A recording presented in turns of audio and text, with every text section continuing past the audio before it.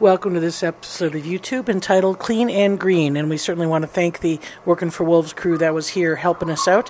And one thing we do notice from time when we have strangers in the wolf yard is the wolves get a little tense. They are not as tractable to people as one might think by watching the videos. They're comfortable with the people they know, but it can make them a little intimidated. And this is Bolts here demonstrating what we call obnoxious submission, submitting to Aiden. And again, see that tail tucked or down low and being a little bit intimidated. Luna is the opposite end of the spectrum. She takes an opportunity when somebody else is intimidated to try to assert some status. She's trying to do a chin rest on Denali there, but Denali's chin is, or head is, quite a bit higher than her chin. So she goes and targets Bolts, and Bolts, again, being a lower ranking and a little bit more timid wolf by his personality trait, definitely shows a little bit more anxiety when things have or work is done around the enclosure. But it is worth it. I mean, the short-term anxiety that is expressed here is certainly worth it in the long-term cleanliness of the facility, and obviously the ability to get ponds started, to get ready for summer, and to get everything kind of maintained. All the straw that we brought in last winter was all hauled out, and we certainly are grateful to everyone who participated in that program. So Luna's just doing another behavior here. This is kind of a standover. She's trying to stand over Bolts. He's averting her gaze and not engaging in her passive dominant behavior. So she's going to turn a little bit, and Bolts, I think he had a burr in his foot. He's going to proceed to just ignore her and go about his business. So then Luna goes over to Aiden. You'll see her change in behavior. She's not going to do a stand over to him. She's fairly timid.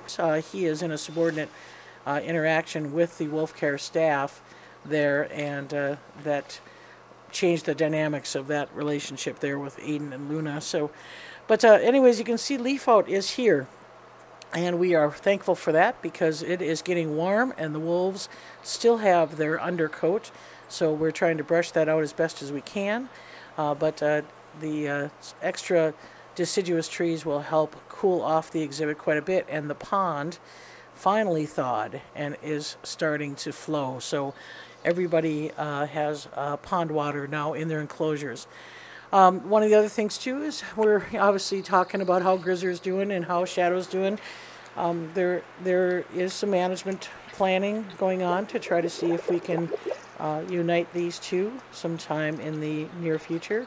And that means that we're going to be altering a little bit of the feeding patterns. One thing we want to try to avoid is any competition for food between Grizzer and Shadow. So we are going to be doing a little bit more frequent, smaller amounts of feeding, and as you can see here by Grizzer making pretty short work of a 3-pound roast. That's going to mean a little bit of a different food acquisition for us, so well worth the effort and the resources if it helps get Shadow and Grizzer together.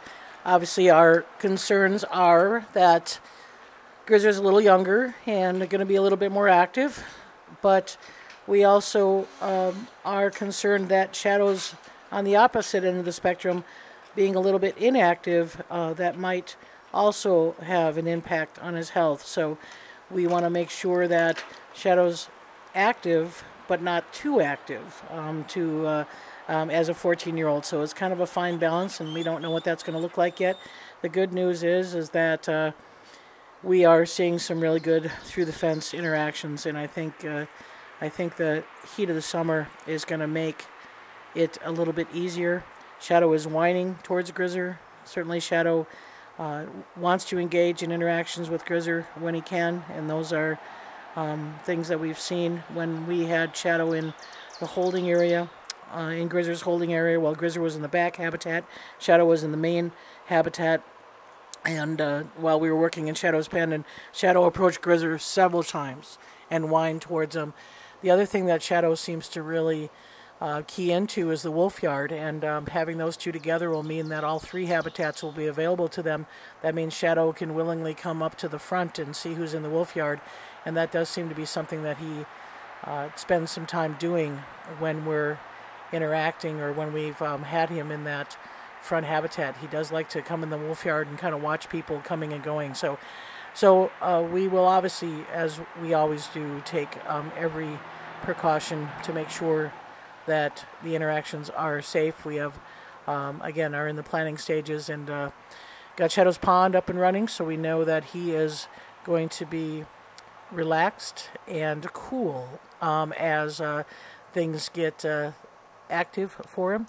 And that's one of the highest priorities that we've had here, is get rid of the ice, get rid of the hazards, and to make sure that we've got a good place to cool off, and that's what we've got. So anyways, that's it for this week's YouTube. So thanks for watching, and hope to get back on a once-a-week schedule as we get into the summer season. So take care, and see you next week.